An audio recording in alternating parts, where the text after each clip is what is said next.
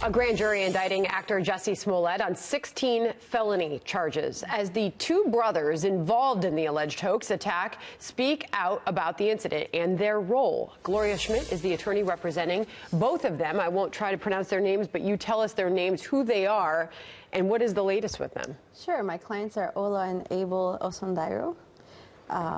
They are born and raised in Chicago. They're there currently. How did go ahead, Sandra. Sorry. You go, John. How did they connected with Smollett? That was from the show they were working on, right?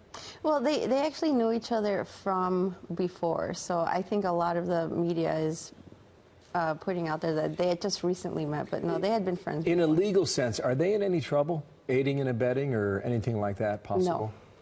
No. Absolutely not? Absolutely not. Have the prosecutors told them that? I don't know what the prosecutors have said or not said, but I know that in terms of their legal analysis, they're not in any legal peril. So what we do know is prosecutors say that that Smollett enlisted the help of these two men. They are brothers. One of them worked out with the actor, and one had been a stand-in on the show, Empire. All that is true? Yes, that's true. And what I'd like to add to that is what this case really is about is a person who was in a position of trust, who really betrayed my clients and who took advantage of them. But your clients accepted money, right, in the form of $3,500 and a written check. What they did, and I'll say they have tremendous regret over their role and their participation in this, but what they did was accept payment for training that also encompassed doing a favor for this person. So it's not an easy narrative to say, oh, okay, let's just take $3,500 for this. Right, but your clients were the ones that allegedly went to Ace Hardware and produced the receipt for the rope that was made into a noose, correct? Yes, they did. So they're not entirely innocent here. Well, when you say innocent, I'm saying that they are remorseful for their involvement. That's without a doubt. I was there to witness their realization process, to see that this was something that was going to affect tremendous people across the board, have an enormous impact on minority populations. So I was there to see that realization process, and they are remorseful for that.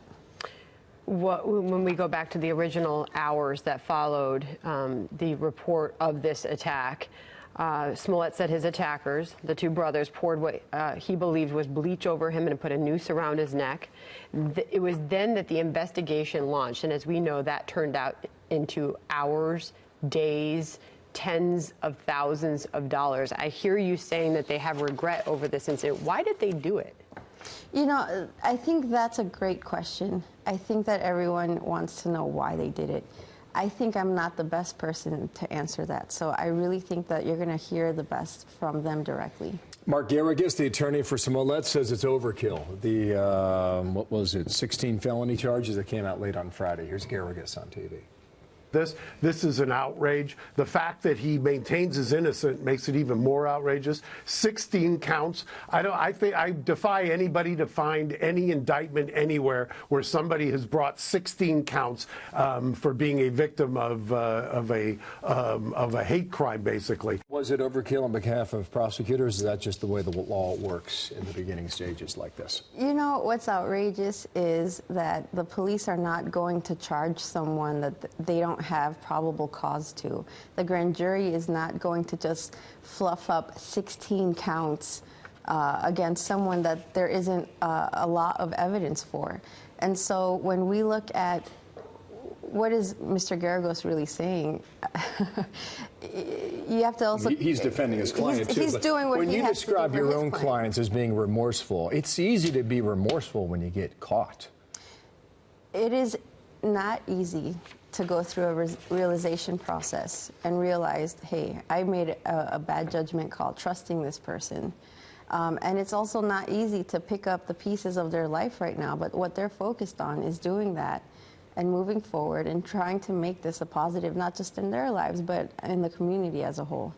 What do you know about the hate mail that was sent to Jussie Smollett at Fox Studios in Chicago? We know the police say they believe that Smollett was behind that, too. The FBI didn't confirm that in that news conference, but the brothers told police they had nothing to do with that letter.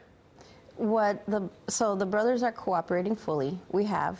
We're still cooperating with police whenever they need us to. Did they have anything to do with the letter? No. That was something that has been steadfastly stated by my clients. Would they testify against him if it comes to that? You know, let's cross that bridge when we get there. That's not a yes or a no, then. Well, it's not my investigation. We'd have to talk to Kim Fox's office on that. Where are they now? They're in Chicago. Thanks for coming in, Gloria Schmidt. We'll see where it goes, okay? My pleasure. Thank you for your time. Thank you.